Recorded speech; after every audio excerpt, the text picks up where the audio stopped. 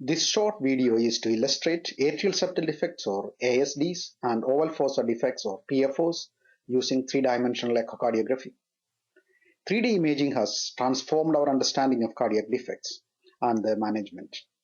Closure of ASDs and PFOs through catheter interventions have become easier and less complicated. The procedure time is shorter, there is no need for balloon sizing, and the radiation dose is reduced. It has also reduced the potential risk of serious complications. In the next few minutes, I will take you through the method of assessing atrial septal defects and the morphology of these defects with the help of three-dimensional echocardiographic imaging.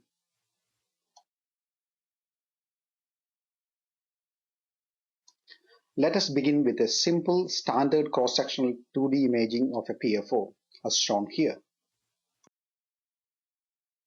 The same PFO is shown here by 3D imaging. The margins of the oval fossa is well defined and the flap of the oval fossa can be seen opening into the left atrium just behind the aorta. The superior vena cava and the smooth left atrial surface is also well visualized using three-dimensional echocardiography. This is three-dimensional imaging of a small atrial septal defect from the left atrium.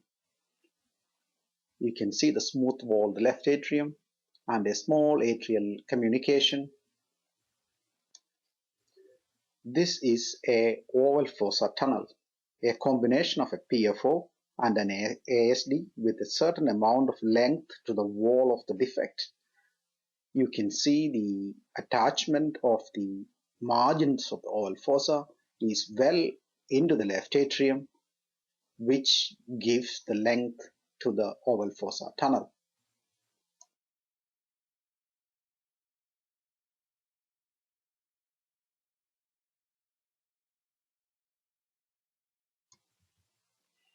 The course of an oval fossa tunnel may be long.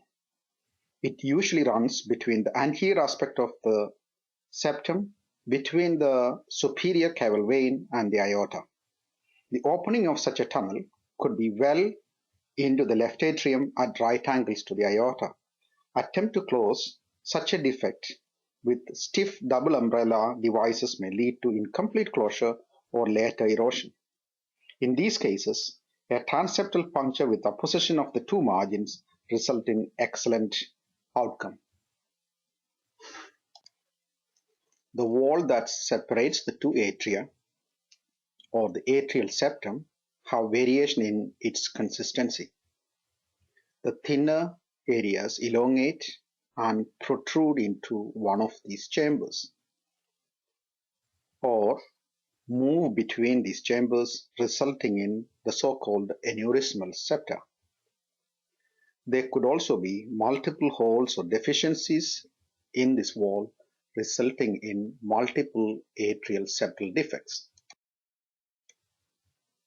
Sometimes there could be a combination of different defects, as in this patient who has two small ASDs separated by a tongue of tissue. There is also a patent foramen ovale. These two appear separate on 2D imaging.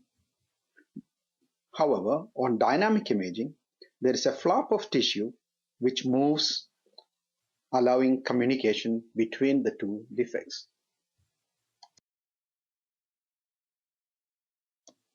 Some multiple defects could run parallel to each other, giving the false impression of a single defect. Other defects may run along the superior margins of the oval fossa, causing numerous small defects.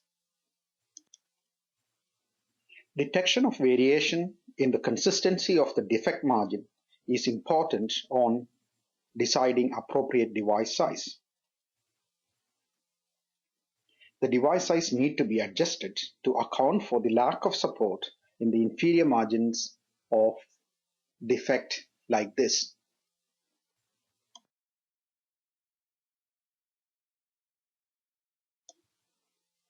Each of these multifenestrated ASDs have differing morphology. One defect is aneurysmal and has a cup-like morphology which protrudes into the right atrium. The other two defects are separated from each other with a layer of atrial tissue.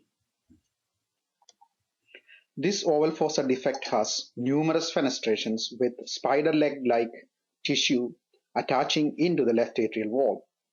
Attempted closure of the defect by placing an ASD device through the oval fossa defect was unsuccessful at another center. Crossing one of the central small holes under 3D guidance resulted in successful closure of the defect without any residual shunts. There are two separate defects with differing morphologies in this patient. One is a true oval fossa defect and the other is an aneurysmal ASD. The aneurysmal defect is fixed and immobile, protruding into the cavity of the right atrium. The PFO defect can be seen just below the superior caval vein.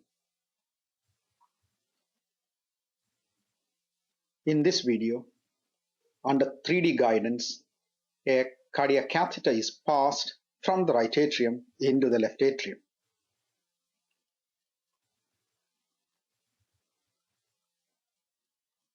Due to the differing morphology, two devices had to be used to get good closure of this defect.